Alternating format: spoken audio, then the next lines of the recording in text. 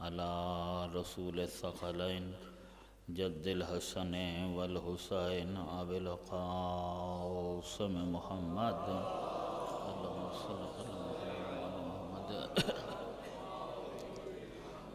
وعلى أهل بيته الطيبين الطاهرين المعصومين المنتخبين المنتجبين المظلومين ورحمة الله على محبهم أجمعين واللعنة الدائمة على أعدائهم وأعداء الله من يوم ظلمهم إلى الآن ومن الآن إلى قيام يوم الدين أما بعد فقد قال الله تبارك وتعالى في كتابه المحكم وقوله الأحسن بسم الله الرحمن الرحيم قل لا أسألكم عليه أجرا إلا المودة في القربى ومن يقترف حسنة نزد له فيها حسنة إن الله غفور شكور الصلوات اللهم صل على اذان گرامی قدر حیات انسان اور مودت اہل بیت اس عنوان پر سلسلہ کلام آج اپنے دوسرے مرحلے میں داخل ہو رہا ہے۔ اس پاک پروردگار کا، اس خالق کا، اس مالک کا، اس معبود برحق کا بے حد احسان، مہربانی اور کرم ہے کہ اس نے ہمیں عدم سے وجود بخشا۔ ہم کچھ تھے ہی نہیں، قابل ذکر ہی نہیں تھے، لیکن اس نے ہمیں پیدا کیا۔ اس کے اس احسان پر، اس مہربانی پر کہ اس نے پیدا کیا ہے، جس قدر بھی شکر ادا کیا جائے کم ہے۔ پھر جب اس نے پیدا کیا تو صرف انسان کو تو پیدا نہیں کیا، ساری کائنات اسی نے پیدا کی ہے۔ زمین و آسمان کا خالق بھی وہی ہے، شمس و قمر کا خالق بھی وہی ہے، بر و بحر کا خالق بھی وہی ہے، خشک و تر کا خالق وہی ہے، حجر و شجر کا خالق وہی ہے، دریا و سمندر کا خالق وہی ہے۔ یہ جمادات اس نے خلق کی ہیں، یہ نباتات اس نے خلق کی ہیں، حیوانات اس نے خلق کی ہیں، چرند و پرند اس نے خلق کی ہیں۔ ساری کائنات میں جتنی بھی مخلوقات ہیں سب کا خالق اللہ ہے، سب اس کی مخلوق ہیں۔ اس نے ایک تو یہ کہ اس نے ہمیں پیدا کیا، یہ اس کا بڑا احسان، اس کی بڑی مہربانی اور بڑا کرم ہے۔ اس پر ہم اس کا جتنا بھی شکریہ ادا کریں کم ہے۔ اس سے بھی بڑا کرم ہے کہ پھر جب اس نے ہمیں خلق کیا تو کچھ اور نہیں بنایا بلکہ انسان بنایا ہے۔ اس نے انسان پیدا کیا، اس کے اس احسان پر، اس کی اس مہربانی پر ہم جتنا بھی شکریہ ادا کریں کم ہے، اس لیے کہ ساری کائنات میں جو کچھ بھی ہے سب اسی کی مخلوق ہے، اور سب اسے صلوات پڑھ لیجئے محمد و آل محمد پر۔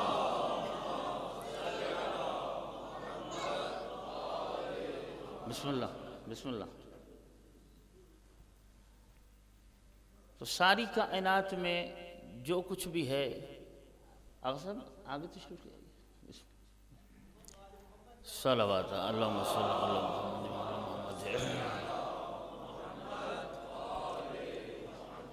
تو ہر موجود، ہر مخلوق کا خالق اللہ ہے، تنہا ایک اکیلا اللہ خالق ہے ساری کائنات کا۔ خلق کرنے میں اس نے نہ کسی سے نصرت لی ہے، نہ کسی سے مدد لی ہے، نہ اسے کسی کی مدد کی ضرورت تھی۔ اس ایک اکیلے اللہ نے، اس نے تنہا نے، اس پاک پروردگار نے یہ زمین، آسمان، موجودات و مخلوقات اور ساری کائنات خلقی ہے، اور اتنی مخلوقات پیدا کی ہیں کہ انہیں حساب میں اور شمار میں نہیں لایا جا سکتا، اس کی اتنی زیادہ مخلوقات ہیں۔ پھر اس نے جب ہمیں پیدا کیا تو اس نے ہمیں تمام مخلوقات میں اشرف المخلوقات بنا کر پیدا کیا، افضل المخلوقات بنا کر پیدا کیا، ارفع المخلوقات بنا کر پیدا کیا۔ اس پر ہم اس پاک پروردگار کا جتنا بھی شکریہ ادا کریں کم ہے کہ اس نے ہمیں انسان بنایا، کچھ اور نہیں بنایا۔ اب ساری کائنات کی تمام تر مخلوقات ایک طرف اور انسان ایک طرف، فرق کتنا ہے؟ انسان میں، انسان بھی اللہ کی مخلوق ہے، اور باقی کائنات میں جتنی موجودات و مخلوقات ہیں وہ بھی اللہ کی مخلوقات ہیں۔ ان مخلوقات میں اور انسان میں فرق کتنا ہے؟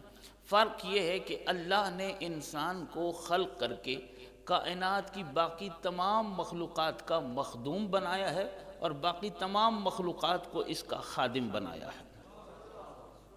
یہ کوئی معمولی بات نہیں ہے کہ هو الذی خلق لکم ما فی الارض جمیعا، اے انسان میں نے جو کچھ بھی پیدا کیا ہے زمین میں سب تیرے لیے پیدا کیا ہے۔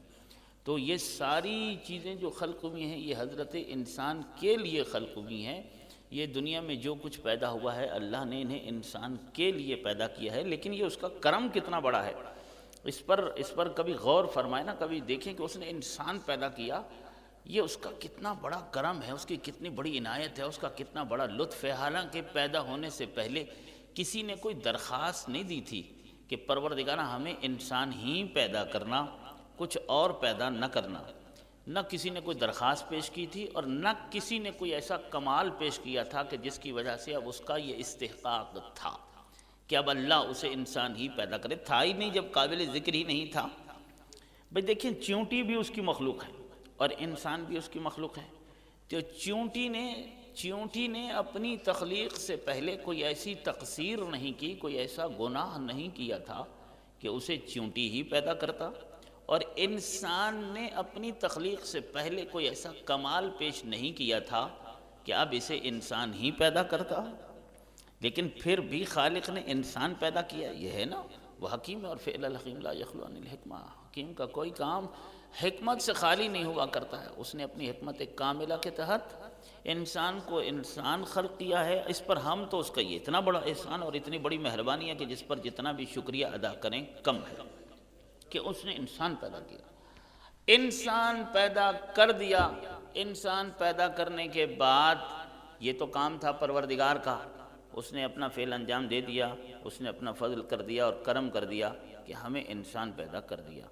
بس اس نے انسان پیدا کرنا تھا، کر دیا، مگر ہمیشہ انسان ہی بن کر جینا یہ بندے کی ذمہ داری ہے۔ انسان جب تک یہاں رہے، اس دنیا میں رہے، انسان ہی رہے، یہ اس کی اپنی ذمہ داری ہے کہ اللہ نے جسے انسان پیدا کیا ہے اگر وہ قیامت کے دن حیوان اٹھے یا کسی جانور کی شکل میں اٹھے تو یہ اس کا اپنا قصور ہے کہ یہ خود اپنے سرمایہ انسانیت سے ہاتھ دھو بیٹھے، تو یہ اس کی اپنی بدقسمتی اور بدنصیبی ہے۔ خالق نے انسان پیدا کر دیا، آگے انسان کا اپنا فریضہ ہے کہ وہ جب تک زندہ رہے تو انسان ہی رہے، جب قبر میں جائے تو انسان ہو، اور جب قیامت کے دن اٹھایا جائے تو انسان ہو۔ ایک صلوات پڑھیے محمد وآل محمد پر۔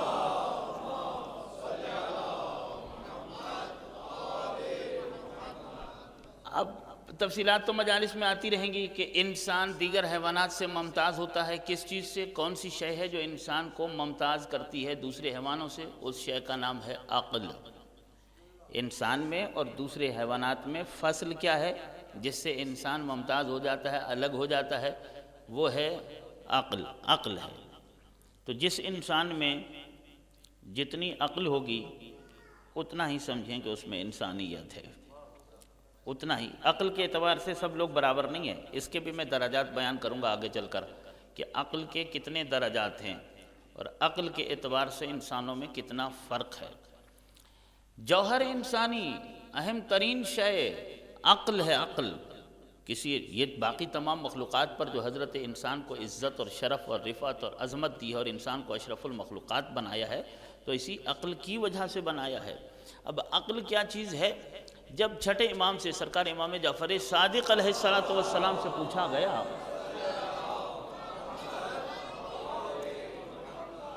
کہ مولا عقل کسے کہتے ہیں، عقل کیا شے ہے؟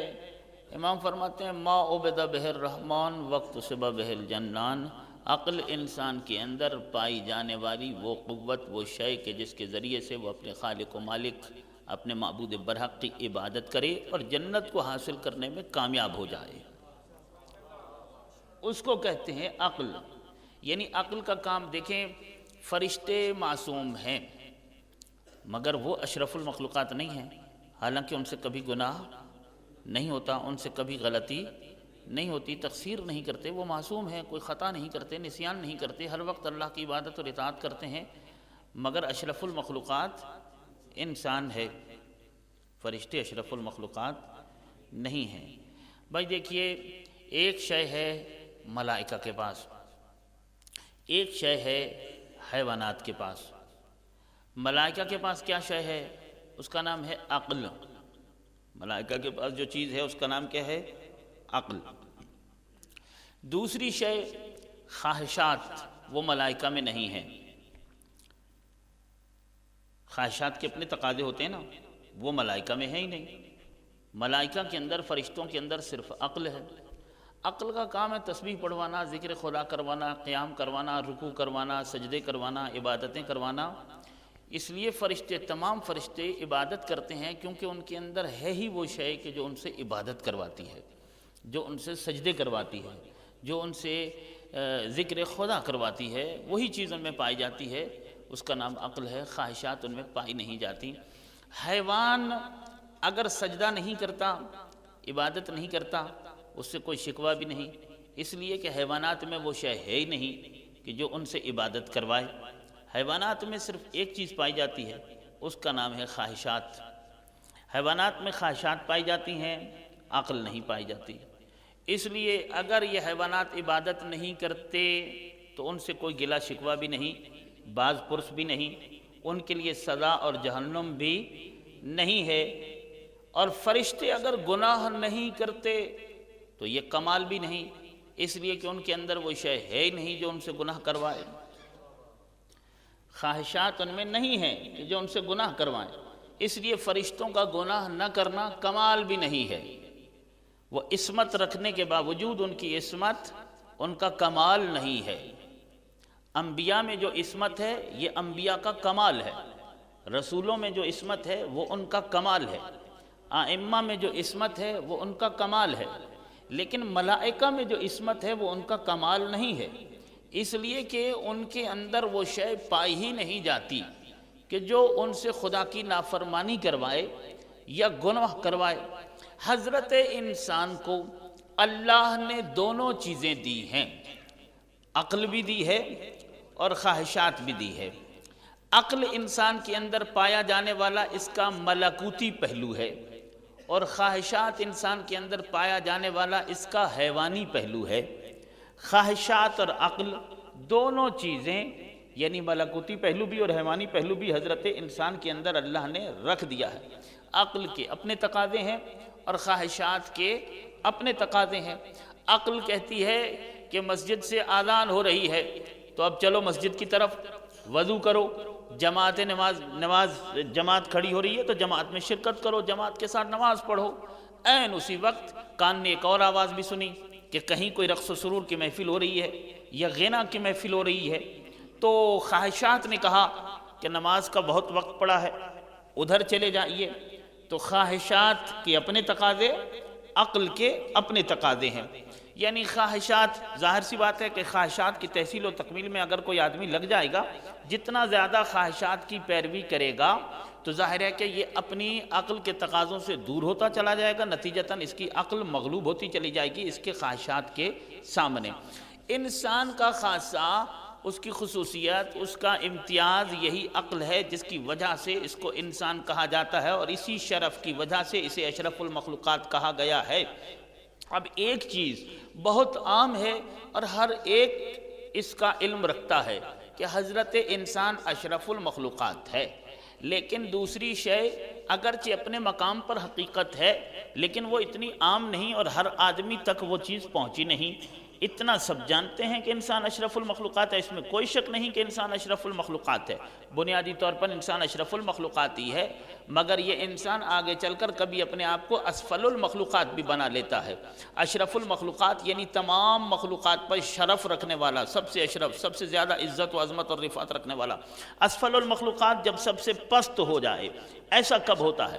بنیادی طور پر جب ایک بچہ کسی گھر کے اندر پیدا ہوتا ہے اور خالق اسے لباس بشریت میں بھیجتا ہے، لباس انسانیت میں جب اللہ اسے اس دنیا کے اندر بھیج دیتا ہے انسان بنا کر، تو وہ اپنی زندگی کی پہلی منزل پر، پہلی سانس میں، پہلی گھڑی میں اشرف المخلوقات ہی ہوا کرتا ہے۔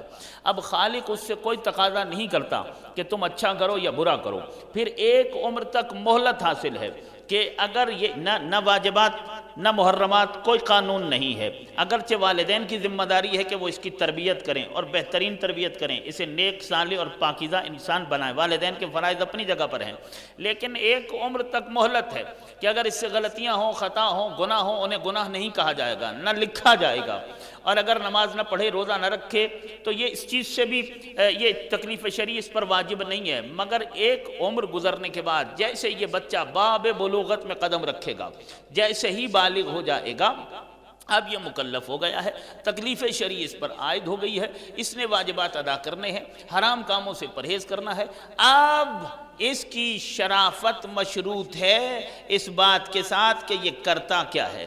اب انسان کے اندر ایک داخلی محاذ ہے، عقل اور خواہشات مد مقابل کھڑی ہوئی ہے، عقل اپنی آواز لگا رہی ہے اور خواہشات اپنی آواز لگا رہی ہیں، دونوں مصروف جنگ ہیں۔ اگر یہ ہر قدم پر عقل کی آواز پر لبیک کہے اور خواہشات کو رونق ڈالے اور اپنی خواہشات حیوانی و نفسانی پر اپنی عقل کی حکومت کو قائم کرنے میں کامیاب ہو جائے تو ایسا انسان معصوم فرماتے ہیں کہ جبرائیل سے بھی افضل ہوا کرتا ہے، فرشتوں سے بھی افضل ہوا کرتا ہے، ملائکہ سے بھی اشرف ہوا کرتا ہے، لیکن دوسری طرف یہی انسان اگر خواہشات حیوانی و نفسانی کی پیروی کرنے لگ جائے اور خواہشات کے غلیظ و کثیف پردے اس کی عقل کے اوپر آ جائیں اور اس کی عقل مغلوب ہو جائے اور یہ واجبات کو واجبات نہ سمجھے اور محرمات کو محرمات نہ سمجھے، نہ سجدے کی پرواہ، نہ نماز کی پرواہ، نہ روزے کی پرواہ، نہ عبادت کی پرواہ، نہ ریاضت کی پرواہ، نہ تکالیف شرعیہ کی پرواہ، نہ خداوند عالم کی عبادت و اطاعت کی پرواہ، نہ اس بات پر غور کہ آیا کہاں سے ہوں اور کس لیے آیا ہوں، اس دنیا میں کس لیے رہ رہا ہوں، ایسا انسان قرآن مجید نے بھی کہا ہے کہ کل انعام، یہ تو چوپاؤں جیسا ہے، بل ہم اضل، بلکہ ان سے بھی بدتر ہے۔ صلوات پڑھیے محمد و آل محمد پر۔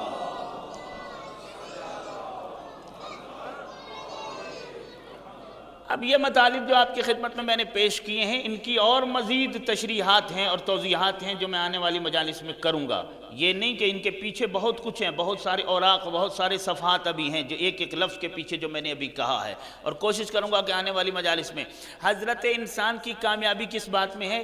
انسان کی کامیابی اس بات میں ہے کہ انسان پیدا ہوا تھا، انسان ہی زندہ رہے، وہ بچپن میں بھی انسان ہو، لڑکپن میں بھی انسان ہو، نوجوانی میں بھی انسان ہو، جوانی میں بھی انسان ہو، ادھیڑ عمری میں بھی انسان ہو، بڑھاپے میں بھی انسان ہو، زندگی کی آخری سانس تک انسان ہی رہے، جب قبر میں جائے تب بھی انسان ہو، جب برزخ میں جائے تب بھی انسان ہو، جب قیامت کے دن اٹھایا جائے تو انسانی شکل و صورت ہی میں اٹھے، یہ کامیابی ہے اس انسان کی۔ صلوات پڑھیے محمد و آل محمد پر۔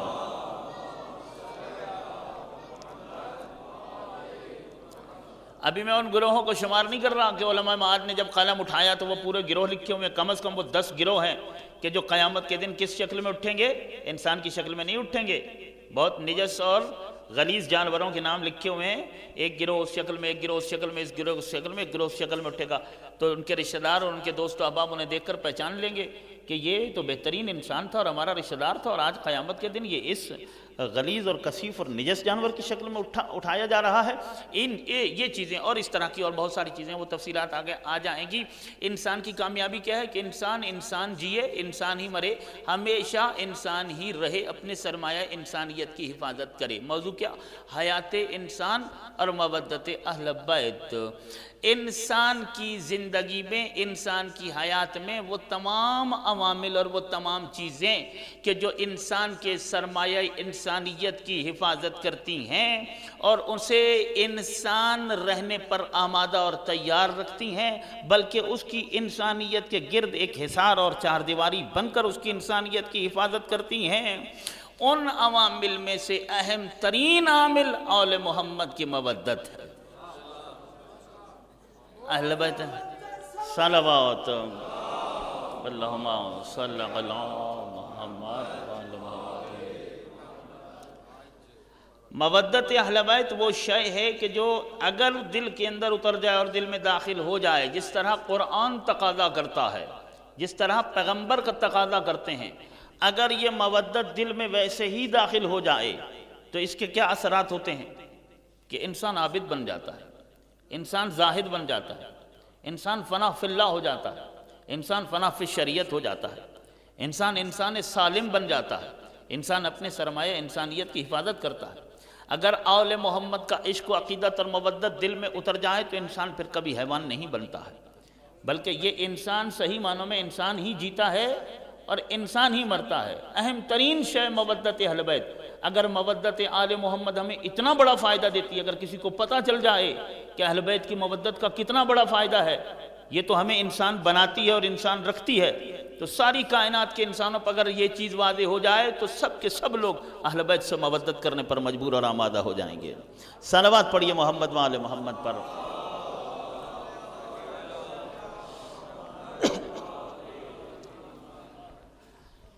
اب ذرا غور تو فرمائیے کہ مودت اہل بیت کی کوئی اہمیت ہے یا نہیں ہے۔ یہ سورہ شورا کی آیت ہے جسے میں نے سرنامہ کلام قرار دیا، جسے میں نے سرنامہ سخن بنایا۔ قُلْ لَا أَسْأَلُكُمْ عَلَيْهِ أَجْرًا إِلَّا الْمَوَدَّةَ فِي الْقُرْبَى۔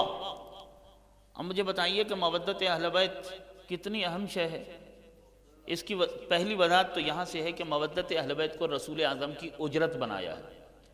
پھر اللہ کی نظر میں مودت اہل بیت یہ وہ ضروری شے ہے کہ جس کے لیے اللہ نے رسول اعظم کو امت کے سامنے سائل بنایا ہے۔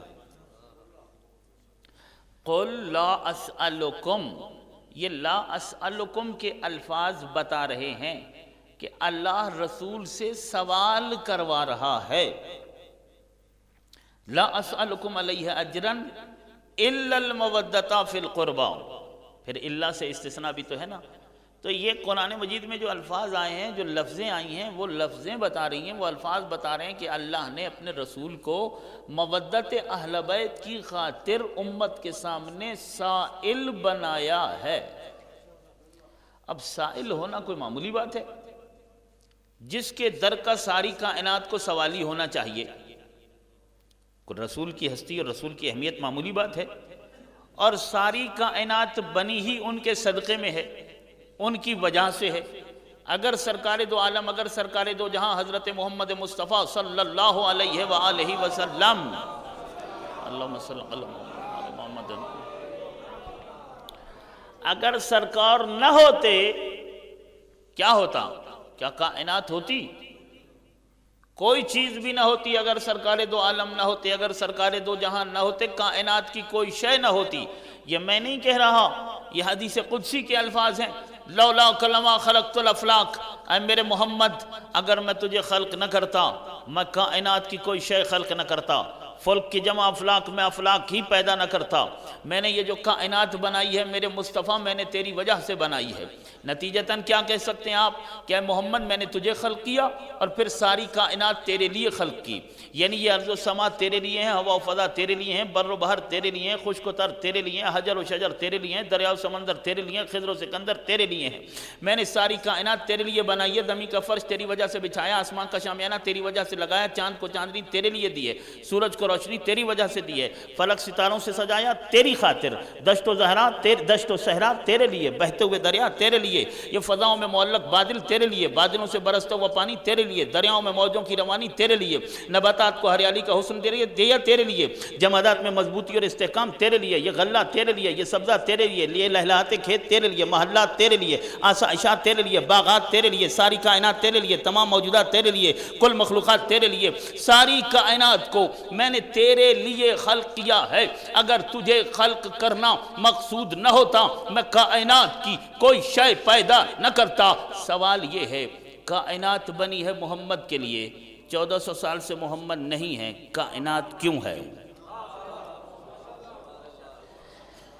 اگر آپ نے توجہ فرمائی ہو، یہ دور بیٹھنے کا شاید آپ وہ فائدہ اٹھا رہے ہیں، تھوڑا سا میرے قریب ہو جائیں، آپ کی مہربانی ہوگی، تھوڑا میرے نزدیک آ جائیں، سردی کا موسم ہے، مجھے بھی سردی کم لگے گی۔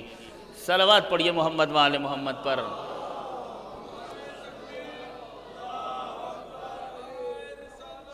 یا رسول اللہ،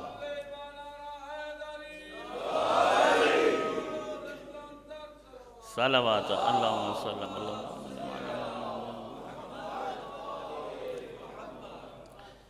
مودت اہل بیت کتنی اہم شے ہے، کس ہستی کو سائل بنایا ہے مودت اہل بیت کے لیے کہ اگر وہ نہ ہوتے تو کچھ بھی نہ ہوتا. ساری کائنات ان کی وجہ سے بنی، کائنات ان کے صدقے میں بنی. اگر سرکار دو عالم نہ ہوتے، اگر محمد رسول اللہ نہ ہوتے، اگر رحمت للعالمین نہ ہوتے، اگر سرکار دو جہان نہ ہوتے، کائنات کی کوئی شے بھی نہ ہوتی. لیکن پھر یہاں جب میں نے یہ حدیث قدسی پڑھی، اللہ کا کلام کہ میں نے حبیب ساری کائنات تیرے لیے بنائی، تو سوال آ گیا نا کہ 1400 سال سے وہ نہیں ہے، پھر کائنات کیوں ہے؟ بھائی دیکھیے، اس وقت یہ مجلس ہو رہی ہے، یہ جو اہتمام و انتظام ہے یہ کس لیے ہے؟ مجلس کی وجہ سے نا. یہ مائک ہے، یہ لائٹیں چل رہی ہیں، فرش بچھا ہوا ہے، مجمع لگا ہوا ہے، دروازے کھلے ہوئے ہیں، تو یہ سب کس کے لیے ہے؟ مجلس کے لیے. جب مجلس ہو جائے گی، زیارت بھی ہو جائے گی، لوگ گھروں کو چلے جائیں گے، کیا اس کے بعد بھی یہ اہتمام ایسے ہی رہے گا؟ لائٹیں جلتی رہیں گی، دروازے کھلے رہیں گے، مائک بھی چلتا رہے گا. ظاہر ہے کہ انتظام سمیٹ دیا جائے گا کہ لائٹیں بجھا دی جائیں گی، مائک بند کر دیا جائے گا، انتظام سمیٹ دیا جائے گا، دروازے بند کر دیے جائیں گے. میں کہتا ہوں آپ بھی رکھو، کہتے ہیں نہیں، یہ تو کوئی صاحب عقل کر ہی نہیں سکتا. جو غرض تھی، جو مقصد تھا، وہ پورا ہو گیا. یہ سارا اہتمام و انتظام جب ایک غرض اور ایک مقصد کے لیے تھا، جب وہ مقصد پورا ہو گیا ہے، تب اس انتظام کو باقی رکھنا خلاف عقل ہے. کوئی صاحب عقل ایسا نہیں کر سکتا. بھائی صاحب عقل تو نہیں کر سکتا، یہ خالق عقل نے کیوں انتظام رکھا ہوا ہے؟ اللہ تو خالق عقل ہے، اس نے یہ زمین کا فرش بچھایا ہوا ہے، آسمان کا شامیانہ لگایا ہوا ہے، چاند سورج کی لائٹیں جلائی ہوئی ہیں. یہ نہ فرش سمیٹ رہا ہے، نہ شامیانہ اتار رہا ہے، نہ چاند سورج کی لائٹیں بجھا رہا ہے. کائنات موجود ہے، کائنات خلق ہوئی تھی محمد کے لیے. 1400 برس سے محمد ہے نہیں، کائنات کیوں نہیں ہے؟ اسی لیے آب وحی سے دھلی ہوئی زبان سے سرکار دو عالم نے کہا تھا، جس زبان پر مسلسل وحی کا پہرا لگا ہوا ہے، وہ رسول جو وحی کے علاوہ کلام نہیں کرتا ہے.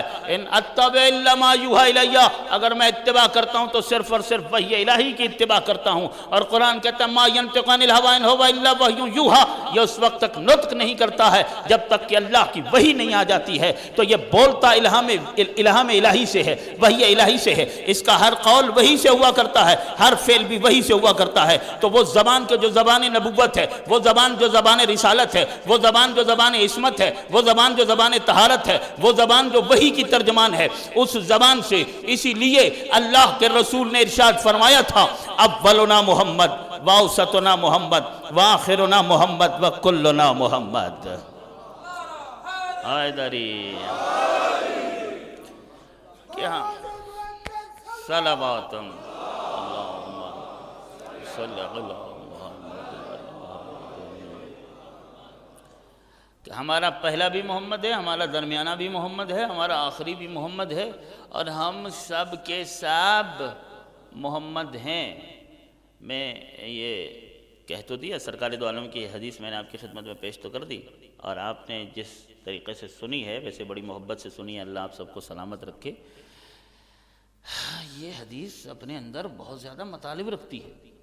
جس طرح قرآن مجید کی ایک آیت، اس کی کئی جہات ہوتی ہیں، ایک لفظ کے اندر کتنے اسرار، کتنے مطالب، کتنے مفاہیم، کتنے علوم اور معارف کے سمندر ہوتے ہیں، کوئی اندازہ نہیں کر سکتا. اسی طرح معصوم کے دہن اقدس اور دہن اطہر سے نکلے ہوئے جملات اور کلمات اور الفاظ کوئی معمولی الفاظ نہیں ہے. بھئی یہ حدیث پیغمبر کی، وہ شخص کے جو نبوت کا دعوے دار ہے، رسالت کا دعوے دار ہے، اور ایک امت اس کی نبوت اور رسالت کا کلمہ پڑھ رہی ہے، وہ یہ کہہ رہا ہے. اور غلط تو وہ نہیں کہہ سکتا نا. اگر وہ غلط کہے تو پھر اس کا کہا ہوا اگر ایک لفظ بھی غلط ثابت ہو جائے تو پھر وہ نبی تو نہیں رہے گا، رسول تو نہیں رہے گا، پھر دنیا اس کا لایا ہوا دین اور اسلام تو نہیں مانے گی. یہ حدیث پیغمبر کی نبوت کو ثابت کرتی ہے. یہ حدیث اگر آپ غور فرما رہے ہیں، اگر آپ کا ذہن تھوڑا سا بیدار ہو، یہ پیغمبر گرامی کی رسالت کو ثابت کرتی ہے، ان کی صداقت کو ثابت کرتی ہے.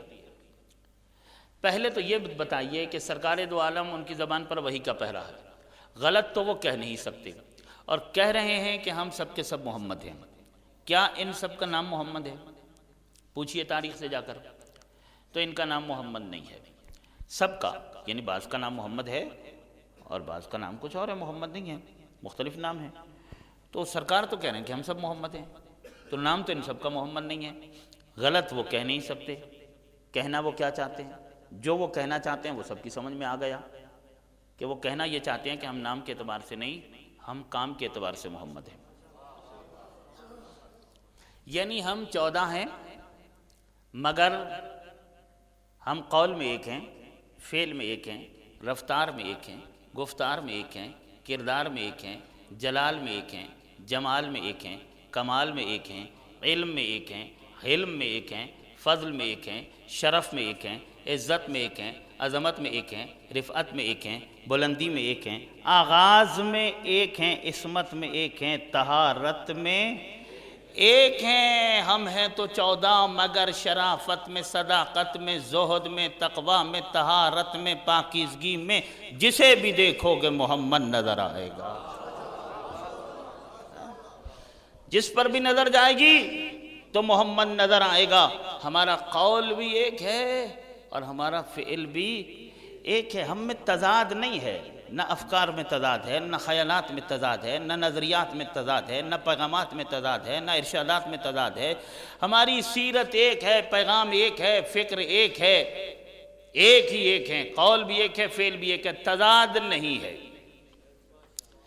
یہی وجہ ہے کیونکہ یہاں تو قول میں کوئی تضاد ہی نہیں ہے کہ اگر 14 بھی ہو جائیں تو جو پہلا کہے گا وہی دوسرا کہے گا، جو دوسرا کہے گا وہی تیسرا کہے گا، جو تیسرا کہے گا وہی چوتھا کہے گا، جو چوتھا کہے گا وہی پانچواں کہے گا، جو پانچواں کہے گا وہی چھٹا کہے گا۔ یہاں رائے میں فرق نہیں ہے، قول میں فرق نہیں ہے۔ یہی وجہ ہے کہ اگر کہیں اور 4 رہبر یا 4 لیڈر بھی سامنے آ جائیں یا 4 امام بھی سامنے آ جائیں تو وہاں 4 فقہیں وجود میں آ جاتی ہیں، مگر میرے 12 امام ایک فقہ، امام تو 12 ہیں لیکن فقہ ایک ہے، اس لیے کہ یہاں جو 12واں کہتا ہے وہی 11واں کہتا ہے، جو 11واں کہتا ہے وہی 10واں کہتا ہے، جو 10واں کہتا ہے وہی 9واں کہتا ہے۔ یہاں قول کا تضاد نہیں ہے، فعل کا تضاد نہیں ہے۔ یہ حدیث کیسے ثابت کرتی ہے پیغمبر کی نبوت اور رسالت کو؟ ذرا ایک طائرانہ دوڑتے ہوئے ذرا 1-2 منٹ یہاں رک جاؤں۔ کہ بھائی دیکھیے، اگر یہ تو پیغمبر ہیں، یہ پیغمبر اگر ماضی کی کوئی بات کہیں، حضرت آدم کے زمانے کی کوئی بات بتا دیں، حضرت نوح کے زمانے کی، حضرت موسیٰ کے زمانے کی کوئی بات بتا دیں رسول اللہ، تو وہ بات صحیح ثابت ہونی چاہیے۔ اگر وہ جیسے یہ کہیں ویسے ثابت نہ ہو تو نبوت اور رسالت تو گئی۔ اب ان کی نبوت اور رسالت ہے قیامت تک کے لیے، تو یہ جو کچھ کہہ کر چلے جائیں حرف بحرف قیامت تک صحیح ثابت ہونا چاہیے، اس لیے کہ ان کے بعد نہ کسی نبی نے آنا ہے، ان کے بعد کسی رسول نے نہیں آنا، قیامت تک آنے والے لوگ انہی کی امت ہیں اور انہوں نے انہی کی نبوت اور رسالت کا کلمہ پڑھنا ہے۔ اگر کسی زمانے میں بھی جا کر پیغمبر کا کہا ہوا جیسے انہوں نے کہا ویسا ثابت نہ ہو، اسی لمحے پیغمبر کی نبوت اور رسالت کی عمارت مسمار ہو جائے گی، دین ختم، اسلام ختم، قرآن ختم، ایمان ختم۔ تو جو ان کی زبان سے نکل گیا ہے، جو ان کی زبان سے نکلا ہے، وہ قیامت تک صحیح ثابت ہو۔ اب مجھے یہ بتائیے کہ اگر کسی شخص کے 2 بیٹے ہوں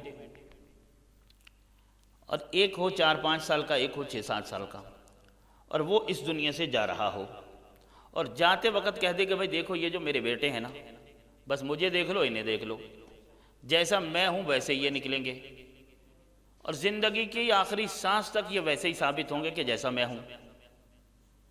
انہیں تم میرا قول و فعل، میری رفتار گفتار کردار تو تم دیکھ چکے ہو اور تم اسے محفوظ بھی کر چکے ہو، وہ تمہارے پاس موجود ہے، اب انہیں بھی دیکھتے رہنا، یہ ایسے ہی ثابت ہوں گے جیسا تم نے مجھے دیکھا ہے۔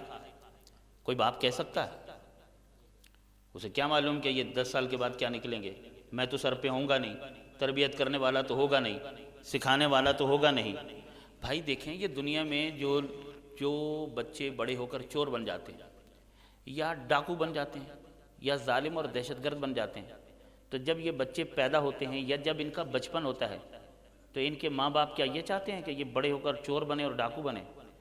ان چوروں، ڈاکوؤں، غاصبوں، ظالموں کے ماں باپ بھی جب یہ بہت چھوٹے ہوتے ہیں تو وہ بھی یہی خواب دیکھتے ہیں کہ بڑے ہو کر میرا بچہ ڈاکٹر بنے گا، انجینئر بنے گا، پروفیسر بنے گا۔ ہر ماں باپ کی تمنا ہوتی ہے نا کہ یہ بڑا آدمی بنے، بہت بڑا عالم دین بن جائے، بڑی شخصیت بن جائے، دانشور بنے، محقق بنے، اسکالر بنے، کسی یونیورسٹی کا چانسلر بنے، اس کے اندر اتنی صلاحیت پیدا ہو کہ یہ نظام حکومت چلا سکے۔ ہر ماں باپ یہی چاہتے ہیں نا، کہ کچھ اچھا بنے، یہ تو نہیں چاہتے کہ چور بنے، ڈاکو بنے، مگر وہی بچے جن کے لیے ماں باپ کے یہ ارمان اور یہ تمنائیں ہوتی ہیں، انہی میں سے کچھ بچے چور بھی نکلتے ہیں، ڈاکو بھی نکلتے ہیں، دہشت گرد بھی نکلتے ہیں، خون خار بھی۔ اب ان کے ماں باپ کو تو نہیں پتہ تھا کہ یہ بڑے ہو کر کیا نکل آئیں گے، نہ وہ ایسا سوچتے ہیں، اور کوئی یہ کہہ ہی نہیں سکتا کہ یہ بڑے ہو کر کیسے نکلیں گے،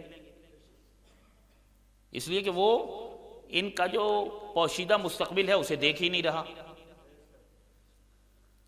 کہہ نہیں سکتا ہے، اور اگر کہہ بھی دے اور جو اس نے کہا ہے یہ بچہ اس کے مطابق ثابت نہ ہو، کوئی نوٹس بھی نہیں لے گا، اس لیے کہ عام آدمی کی کہی ہوئی بات تھی، ظاہر ہے اس نے غلطی ثابت ہونا تھا۔ لیکن اگر کہے وہ کہ جو نبوت اور رسالت کا تاج اپنے سر پہ رکھتا ہے، جو معصوم ہو، جو طٰہٰ اور یاسین ہو، جس کی زبان پر وحی کا پہرا لگا ہوا ہو، اگر وہ کہہ دے کہ تم نے مجھے 63 سال دیکھا ہے۔ اب قرآن مجید کے عذرو قرآن حسنین کریمین حسن و حسین دونوں رسول خدا کے بیٹے ہیں۔ جب یہ دونوں بیٹے ہیں تو جس وقت 11 ہجری میں رسول خدا اس دنیا سے گئے، یہ بچے چھوٹے چھوٹے تھے، ٹھیک ہے نا، یہی عمریں 5 سال 6 سال 7 سال کی عمریں ان بچوں کی۔ اس سن کے بچوں کو رسول گرامی اس دنیا کے اندر چھوڑ کر جا رہے ہیں۔ اب ان دو بچوں کے بارے میں رسول اگر کہہ کر یہ چلے جائیں کہ بھائی دیکھو، قول فعل رفتار گفتار کردار جو میرا ہے وہی ان کا ہوگا، اگر زندگی میں کسی لمحے پر جا کر بچے ایسے ثابت نہ ہوں، کیا نبی کی نبوت بچے گی؟ کیا رسول کی رسالت بچے گی؟ اچھا، 2 کے لیے تو یہ ہے کہ یہ 2 تو ابھی چھوٹے ہیں، باقی 9 تو ابھی دنیا میں آئے بھی نہیں۔ رسول گرامی نے یہ حدیث اس وقت کہی ہے کہ جب وہ دوسرے 9 امام جو ہیں وہ تو ابھی دنیا میں آئے بھی نہیں، اور ان سب کے لیے وہ یہ کہہ کر چلے گئے کہ اولنا محمد و اوسطنا محمد و آخرنا محمد و کلنا محمد۔ اب دنیا کے پاس 2 ہی راستے ہیں، کیونکہ اب تو 1400 سال کا عرصہ بھی گزر چکا ہے، یہ سارے دنیا میں آ بھی چکے ہیں، ان میں سے صرف ایک پردہ غیب میں ہے۔ زمانے نے اہل بیت کے ساتھ کتنی دشمنی کی، کتنی عداوت کی، کتنا عناد رکھا، کتنا بغض برتا، انہیں جیلوں میں ڈالا، قید خانوں میں ڈالا، ان کی زندگیوں پر پہرے لگائے، حکومتیں ان کے خلاف رہیں، بادشاہتیں ان کے خلاف رہیں، زمانہ ان کے خلاف رہا، سب کچھ سب نے کیا، مگر کوئی یہ نہیں کہہ سکا کہ جیسے رسول نے کہا تھا یہ ویسے تو نہیں نکلے ہیں۔ اتنا کچھ حیدری کوئی یہ نہیں کہہ سکا، کسی میں اتنا صلوات پڑھ لیجئے بابا سے بناتے ہوں، اللہم صلی اللہ محمد۔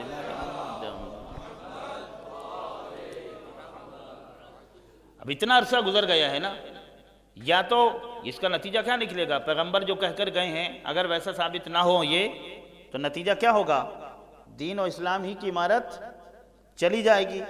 لیکن اتنا طویل عرصہ گزرنے کے بعد آئمہ معصومین کی زندگیاں لوگوں نے دیکھیں، زمانے نے دیکھیں، اپنوں نے دیکھیں، پرایوں نے دیکھیں، دوستوں نے دیکھیں، دشمنوں نے دیکھیں، مگر پیغمبر کے کہے ہوئے الفاظ کو کوئی جھٹلا نہیں سکا، کوئی چیلنج نہیں کر سکا کہ جیسا رسول نے کہا تھا یہ ویسے ثابت نہیں ہوئے ہیں۔ یا تو پھر ثابت کوئی کرے کہ جیسا کہا تھا ویسے ثابت نہیں ہوئے، اور اگر ایسا ثابت کوئی نہیں کر سکتا تو پھر حق یہ ہے کہ وہ پیغمبر کی نبوت کا کلمہ پڑھے، پیغمبر کی رسالت کا کلمہ پڑھے، اور کلمہ بھی ایسے پڑھے کہ جیسے پڑھنے کا حق ہے۔ صلوات پڑھیے محمد و آل محمد پر۔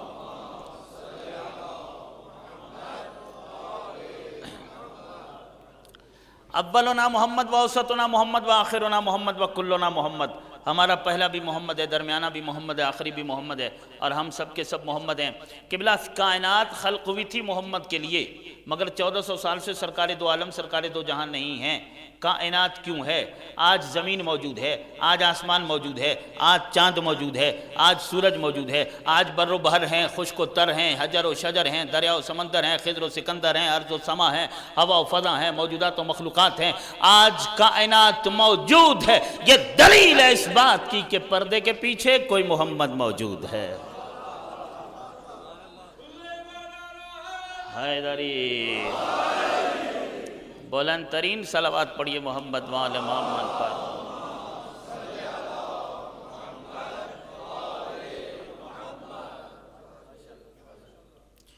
کتنی بڑی شخصیت ہے، کائنات کی سب سے افضل ترین ہستی رسول اعظم ہے، اللہ کے بعد پوری کائنات میں سب سے بلند ہستی، سب سے اشرف و اعلیٰ، بلند و بالا اور سب سے افضل ذات پیغمبر گرامی کی ذات ہے، جو نبی الانبیاء ہیں، جو امام الانبیاء ہیں، جو سید الانبیاء ہیں، جو طٰہٰ اور یاسین ہیں، جو سید المرسلین ہیں۔ اور اتنی بڑی شخصیت کو اور اتنی بڑی ہستی کو خالق نے آل محمد کی مودت کے لیے امت کے سامنے سائل بنایا۔ قُلْ لَا أَسْأَلُكُمْ عَلَيْهِ أَجْرًا إِلَّا الْمَوَدَّةَ فِي الْقُرْبَى۔ اب پیغمبر نے دست سوال دراز کیا، اب رسول سوال کریں، وہ تو رسول ہیں، یا میں رکتا ہوں۔ ذرا مجھے یہ بتائیے کہ اسلام شریعت سائل کے بارے میں کیا کہتی ہے، کہ جب کوئی سائل سوال کرے اس کے ساتھ کیا سلوک کرنا چاہیے؟ اچھا، سائل اگر کوئی عام انسان ہو، بہت بڑا عالم نہ صحیح، بہت بڑا عابد نہ صحیح، بہت بڑا فقیہ نہ صحیح، عام سے عام انسان ہی کیوں نہ ہو، بالکل عام فرد ہی اگر دست سوال دراز کرے اور سوال کرے تو سائل کے بارے میں احکام کیا ہیں؟ اسلام کیا کہتا ہے، قرآن کیا کہتا ہے کہ سائل جب سوال کرے تو اس کا سوال پورا کرنا چاہیے یا اسے دھتکار دینا چاہیے یا اسے خالی واپس کرنا چاہیے؟ قرآن کہتا ہے وَأَمَّا السَّائِلَ فَلَا تَنْهَرْ۔ دیکھو، کسی سائل کو تم جھڑک نہیں سکتے ہو، کسی سائل سے تم بے رخی نہیں برت سکتے ہو، کسی سائل کی تم تنقیص اور تضحیک نہیں کر سکتے ہو، کسی سائل کی تم توہین نہیں کر سکتے ہو۔ عام سائل کے بارے میں قرآن کہہ رہا ہے کہ عام سائل کے ساتھ ایسا نہیں کر سکتے ہو، اور پھر اگر سائل وہ ہو جو کائنات کا رسول ہے، جو افضل الانبیاء ہے، اور سوال ہو آل محمد کی مودت کا، پھر اگر اس کے سوال پر امت میں بحث چھڑ جائے، کیا یہ بحث رسول کو جھڑکنے کے مترادف قرار نہیں پائے گی؟ تو پھر جو رسول کو جھڑکے اسے کہاں ہونا چاہیے؟ صلوات پڑھیے محمد و آل محمد پر۔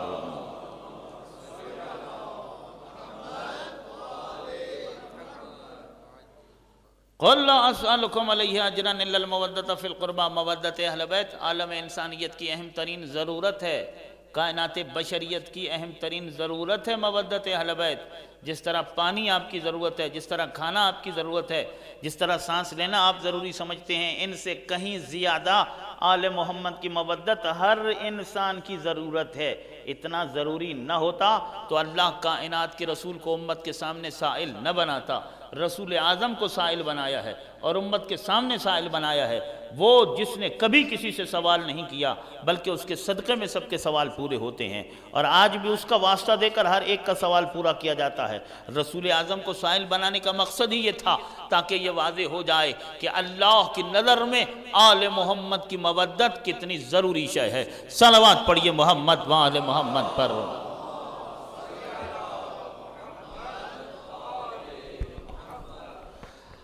عزیزان گرامی قدر، میں نے کل کچھ مودت اور محبت کا فرق آپ کی خدمت میں پیش کیا کہ فرق کیا ہے، مودت میں اور محبت میں فرق کیا ہے۔ ظاہر فرق معلوم ہو تو، کیونکہ محبت نہیں مانگی ہے، مودت مانگی ہے۔ اہل بیت کے ساتھ، آل محمد کے ساتھ کیا کرنی ہے؟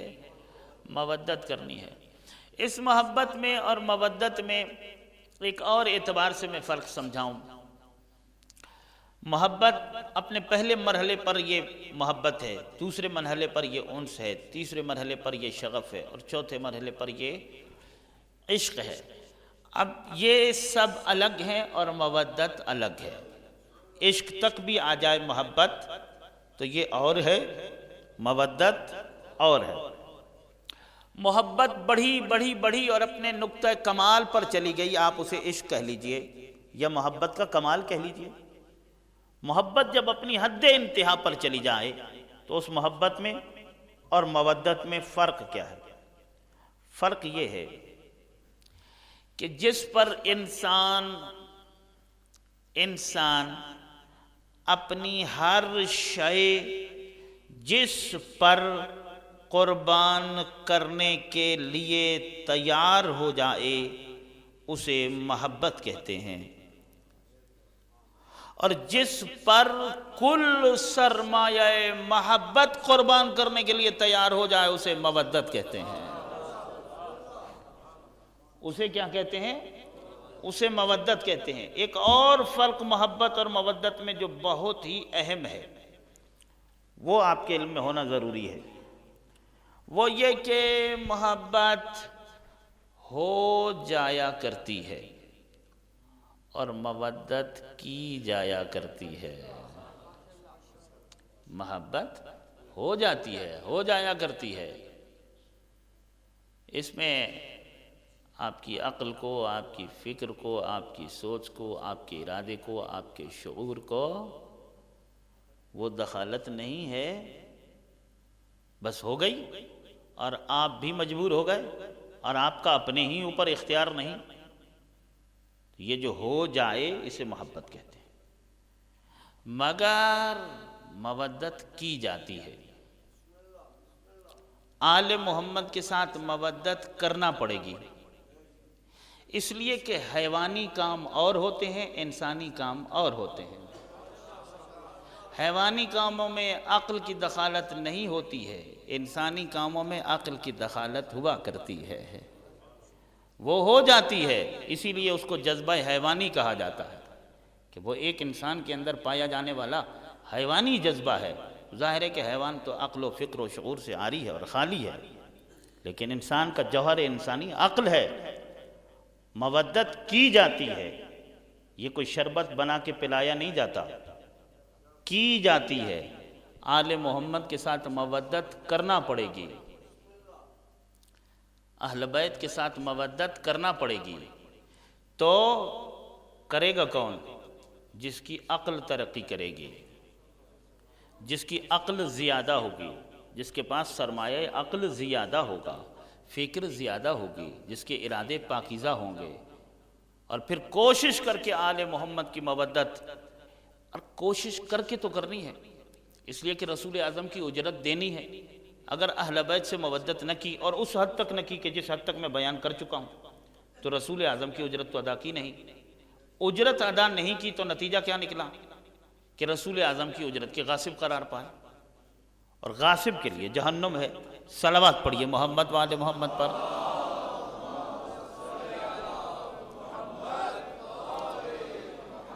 اگر میرا کل کا جملہ آپ کو یاد ہو کہ نماز بھی واجب ہے، روزہ بھی واجب ہے، حج بھی واجب ہے، یہ تمام چیزیں واجب ہیں، مگر آل محمد کی مودت بھی واجب ہے۔ فرق کیا ہے؟ کہ مودت اہل بیت کو خالق نے رسول اعظم کی اجرت بنایا ہے، اور مودت اہل بیت کو رسول اعظم کی اجرت بنا کر اللہ نے اس واجب کو وہ واجب قرار دیا ہے کہ جس واجب کو ادا کیے بغیر کوئی واجب قبول ہی نہیں ہو سکتا ہے۔ صلوات اللہم صلی اللہ محمد وعلی محمد۔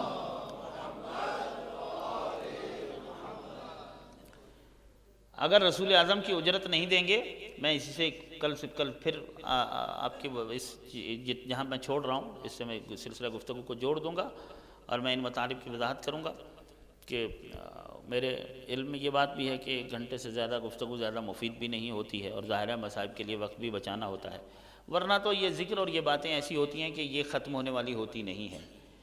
آپ نہ تھکیں، ایک دن وعدہ کر لیں کہ ہم نہیں تھک رہے، آپ سحری تک بیٹھے رہیے، میں سحری تک پڑھتا رہوں گا، میں صبح تک پڑھتا رہوں گا، ایسے ہی پڑھتا رہوں گا، لیکن ظاہر سی بات ہے کہ وہ آپ کو تھکانے والی اور آپ کی طبیعت پر غیر ضروری بوجھ ڈالنے والی بات ہوگی کہ پھر اگلے دن کا آپ کا آفس خراب ہو۔ یہ ذکر ہی ایسا ہے، اہل بیت کے ذکر میں خالق نے لذت ہی اتنی رکھی ہے کہ پڑھنے والا بھی نہیں تھکتا اور سننے والا بھی نہیں تھکتا ہے۔ ہاں، اگر مودت اہل بیت اس طرح دل میں ہو کہ جیسے ہونی چاہیے تو پھر تو تھکتا ہی نہیں ہے۔ صلوات پڑھیے محمد وآل محمد پر۔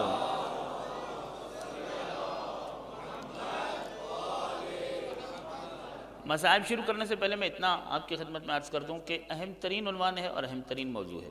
آپ کا بھرپور اگر ساتھ رہا اور مکمل توجہات رہیں تو 5 دن کے بعد انشاءاللہ آپ بہترین مطالب اور اچھے نتائج لے کر اٹھیں گے۔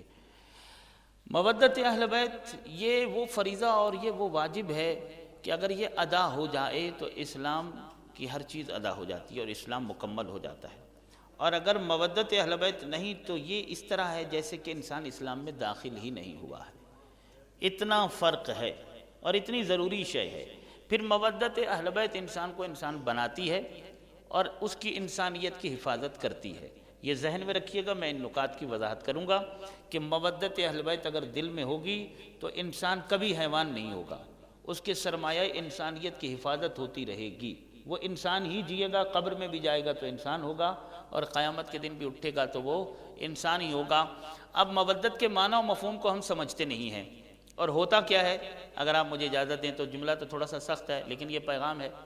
مودت کے معنی و مفہوم کو ہم اس طرح نہیں سمجھتے، اور ہوتا یہ ہے کہ ہمارے نعرے یہ ہوتے ہیں کہ ہم علی والے ہیں، ہم حسینی ہیں، ہم حسین والے ہیں، اور نماز یا روزہ یا نیک عمل یا واجبات یا حج یا عمرہ یا یہ ساری چیزیں ہمارا کام نہیں ہے۔ جنت جاگیر ہے علی کی، جنت جاگیر ہے حسنین کی، ہم سے کس بات کا حساب کتاب؟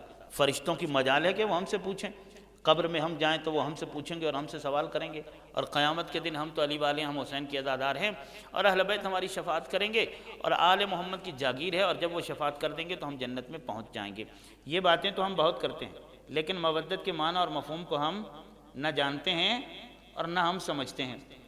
یہ نہ سمجھیے گا کہ شفاعت اہل بیت پر میں عقیدہ نہیں رکھتا، یہ بات الحمدللہ من و عن درست ہے، ٹھیک ہے اور صحیح ہے کہ اہل بیت اطہار علیہ السلام کی شفاعت کے بغیر تو کسی نے جنت میں جانا ہی نہیں ہے، چاہے کوئی کتنا ہی بڑا عابد و زاہد و متقی و پرہیزگار ہی کیوں نہ ہو، لیکن آل محمد کی نظر عنایت کے بغیر کوئی شخص جنت میں داخل نہیں ہو سکتا ہے، اور ان کی شفاعت کے بغیر کوئی بھی جنت میں نہیں جا سکتا ہے، اور جنت میں جانا ہی انہوں نے ہے جن پر ان کی نظر لطف و کرم پڑ جائے گی، وہی جنت میں جائیں گے۔ لیکن اتنا ذہن میں رکھیے گا کہ قیامت کے دن وہ شفاعت کریں گے تو کم از کم انسانوں کی شفاعت کریں گے، حیوانوں کی شفاعت نہیں کریں گے۔ اتنا تو ضروری ہے نا کہ قیامت کے دن میں اپنے آپ کو ایسا بنا کے لے جاؤں کہ میں انسانی شکل صورت میں ہوں، اور پھر میرے پاس انسانیت بھی ہو، اسلام بھی ہو، ایمان بھی ہو، اور جب سرکار امیر المومنین کی نظر پڑے تو وہ کہیں کہ واقعاً تو وہی مومن ہے کہ جس کا میں امیر المومنین ہوں، جس کا میں امیر ہوں، اور وہ قبول فرمائیں گے تو شفاعت بھی فرمائیں گے۔ اب اس دن قیامت کے دن کھڑے ہوئے ہیں کسی غلیظ کثیف نجس جانور کی صورت میں، اور امید ہے کہ وہ شفاعت کریں گے، تو جانور جہنم میں تو جائیں گے مگر جانوروں نے جنت میں نہیں جانا ہے۔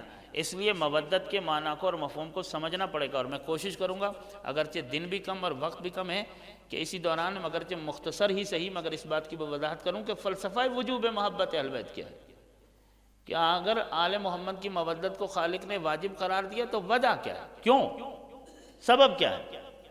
ہم ان سے مودت کریں اور وہ ہمارے دل کی دھڑکنوں میں رہیں اور ہم ان کے دیوانے رہیں، کیا مطلب، اس سے کیا مقصد ہوگا؟ کچھ لوگ اہل بیت کے دیوانے ہو جائیں اور پاگل ہو جائیں اور ان سے عشق کریں اور جنون کی حد تک انہیں چاہیں، ماحصل کیا ہے، نتیجہ کیا ہے، مقصود کیا ہے؟ انشاءاللہ اس کی بھی وضاحت کروں گا۔ صلوات پڑھیے محمد وآل محمد پر۔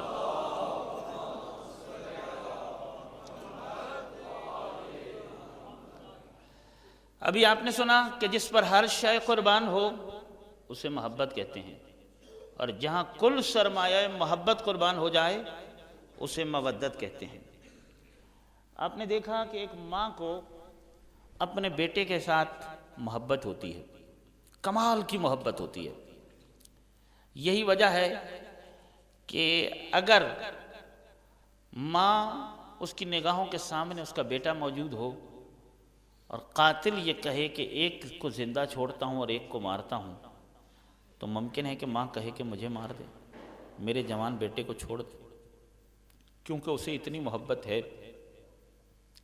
لیکن جب مودت آ جائے تو مائیں رات بھر جاگ کر اپنے اپنے خیموں میں اپنی اپنی قربانی تیار کرتی ہیں۔ یہ مودت ہے جو زینب کو مجبور کر رہی ہے کہ وہ اون و محمد کو اپنے ہاتھوں سے تیار کر کے میدان میں بھیجیں۔ یہ مودت ہے جو ام لیلہ کو مجبور کر رہی ہے کہ وہ علی اکبر کو تیار کر کے میدان میں بھیجے۔ یہ مودت ہے جو ام فروہ کو مجبور کر رہی ہے کہ وہ قاسم کو تیار کر کے خود میدان میں بھیجے۔ مودت کے تقاضے اور ہوتے ہیں، اور اس کی بہترین مثالیں اور نمونے کربلا میں موجود ہیں، کس طرح مودت کے تقاضوں کو پورا کیا ہے۔ ہو گئے شہید علی اکبر بھی، قاسم بھی، عباس بھی، حسین اور اصحاب حسین بھی، 72 راش گنج شہیدہ میں جمع ہو گئے۔ شام میں غریباں کا سورج غروب ہوا، سورج غروب ہونے کے ساتھ ہی بطول زادیوں کے خیمے جل گئے۔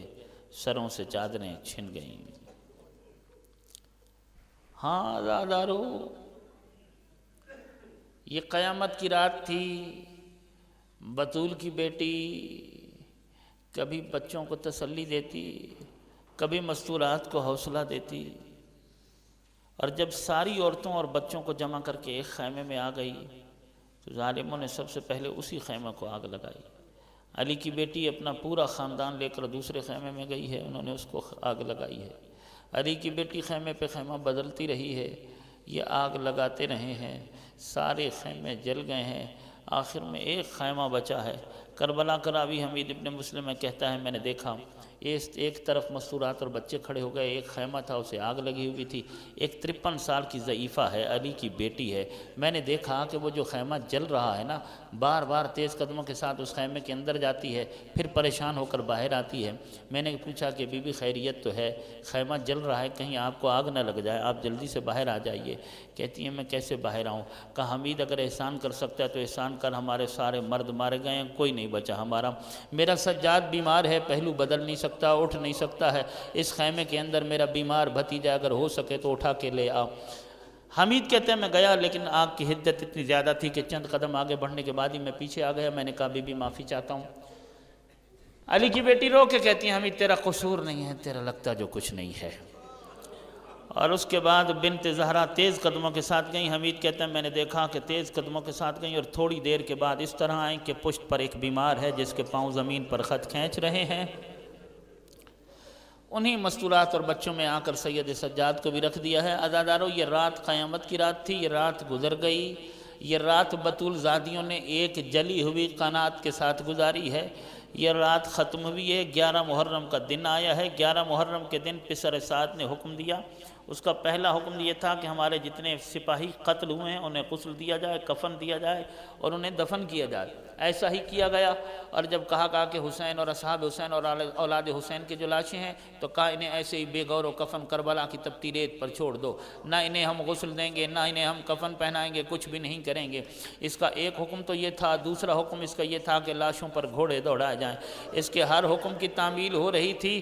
عزادارو، ایک روایت یہ ہے کہ 11 محرم کو ہی بطول زادیوں کو قیدی بنا کر یہ کوفے کی طرف روانہ ہوئے ہیں، اور دوسری روایت یہ ہے کہ 12 محرم کو زوال کے وقت یہ روانہ ہوئے ہیں قیدی بنا کر۔ الغرض 11 کو ہوئے ہوں یا 12 کو ہوئے ہوں، اس کا آرڈر تھا اپنے نجس سپاہیوں کو چند جملے عزادارو جو رونے کے لیے آئے ہو۔ قیامت کے مصائب ہوتے ہیں 11 محرم کے بعد کے جو مصائب ہیں، کہتے ہیں اپنے نجس سپاہیوں کے یہ جتنی بطول زادیاں ہیں، جتنی مستورات ہیں، ان کے ہاتھ پس گردن باندھے جائیں، ان کے سروں سے چادریں چھینی جائیں، بے پالان کے اونٹوں پر انہیں سوار کیا جائے، انہیں بتا دیا جائے کہ اب تم حکومت کی تحویل میں ہو، اب تم حکومتی قیدی ہو، تم اسیر ہو، تمہیں باقاعدہ گرفتار کیا جا چکا ہے۔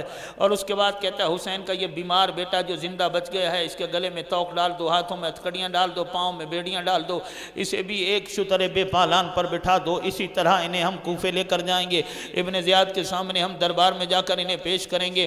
عزادارو، جب بطول زادیوں کو بے پالان اونٹوں پر سوار کرنے کی بات آئی نا، تو علی کی بیٹی ایک ایک بی بی کو سوار کرتی رہی۔ آخر میں جب جناب زینب کے سوار ہونے کا وقت آیا، اب کون سوار کرائے جناب زینب کو؟ بیمار کربلا، اسیر کربلا سید سجاد اپنی پھوپھی کے قریب ہوئے، کہا پھوپھی اماں میں سہارا دیتا ہوں، آپ میرے زانوں پر پاؤں رکھیں، قدم رکھ کر آپ اونٹ پر سوار ہو جائیں۔ مومنین کرام، سید سجاد کے گلے میں توق آ چکا تھا، ہاتھوں میں ہتھکڑیاں آ چکی تھیں۔ اب بیمار پہلے ہیں، اسیر بھی ہیں، اور بیماری نے لاغر و ضعیف و نحیف کر دیا ہے۔ اب جب اپنا گھٹنا جھکایا ہے نا، اور علی کی بیٹی نے جب پاؤں رکھا ہے، بیمار سنبھل نہ سکے، بدن کانپنے لگا، سید سجاد زمین پر گر پڑے، اسی کے ساتھ ہی علی کی بیٹی بھی زمین پر گر پڑی ہے۔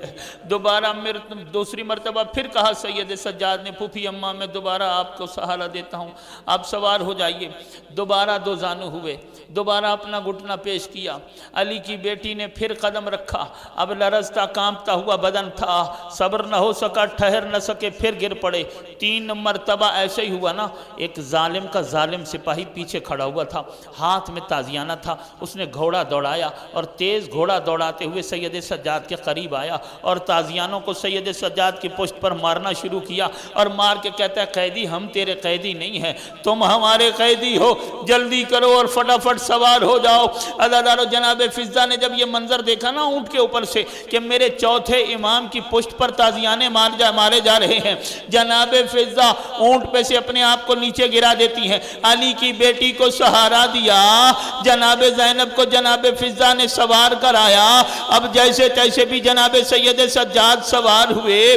عزادارو جب سجاد سوار ہوئے ہیں نا تو توق کا وزن اتنا زیادہ تھا، کبھی دائیں جھک جاتے ہیں کبھی بائیں جھک جاتے ہیں۔ ایک سپاہی نے جا کر پسر سعد سے کہا کہ یہ بیمار تو اونٹ پر ٹھہرتا ہی نہیں ہے، اس ظالم نے ایک رسی دی، کہا یہ رسی لے جاؤ، ایک طرف سے بیمار کی گردن میں باندھ دینا، دوسری طرف سے اونٹ کی گردن کے ساتھ باندھ دینا، اس کے بعد کہتا ہے ایک رسی اور بھی لے کر جاؤ، یہ رسی سید سجاد کے پاؤں کے ساتھ باندھ کر اونٹ کے شکم کے ساتھ باندھ دینا، اور اسی حالت میں ہم انہیں یہاں سے لے کر کوفہ تک جائیں گے۔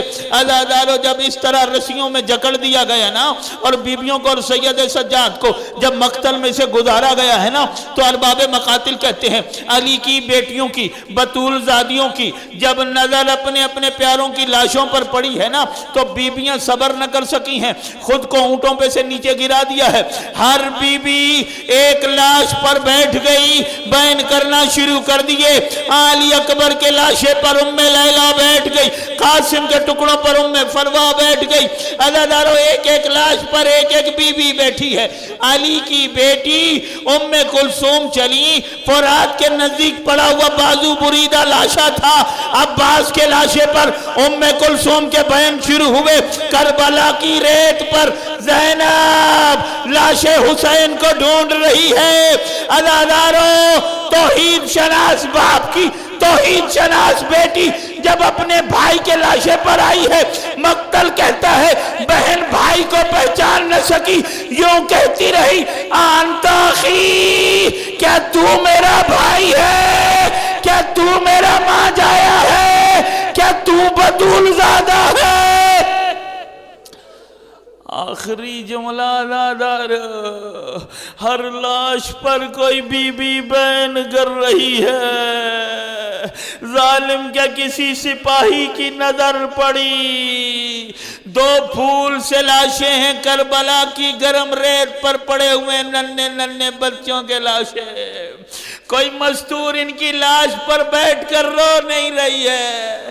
سید سجاد کے قریب آتا ہے، آگے کہتے قیدی ہر لاش پر کوئی بی بی بیٹھ کے رو رہی ہے، بتا کیا ان بچوں کی ماں مر گئی ہے؟ ان کی لاش پر کوئی گریہ نہیں کر رہا۔ سید سجاد روگے کہتے ہیں ظالم اس طرح نہ کہ ان کی ماں تو میری پھوپھی زینب ہے، وہ دیکھ میری پھوپھی میرے بابا کے لاشے پر رو رہی ہے۔ علی کی بیٹی نے یہ طے کیا ہے میں فاطمہ کے بیٹے پر رہوں گی، میں اپنے بیٹوں پر نہیں رہوں گی۔ الا لعنت اللہ علی القوم الظالمین وسیعلم الذین ظلموا ای منقلب ینقلبون۔ بار الہ ہمارے صغیر اور کبیرہ گناہوں سے درگزر فرما، میرے اللہ ہم سب کو تقوی اور پرہیزگاری کی توفیق عطا فرما۔ میرے اللہ جہاں جہاں سے مومنین اس مجلس کے لیے چل کر آئے ہیں، ہر قدم جو مجلس کے لیے اٹھایا اور ہر لمحہ جو اس فرش ادا پر گزارا، ہر قدم ہر لمحے کے عوض میرے اللہ سب کو جزائے جزیل اجر کثیر عنایت فرما۔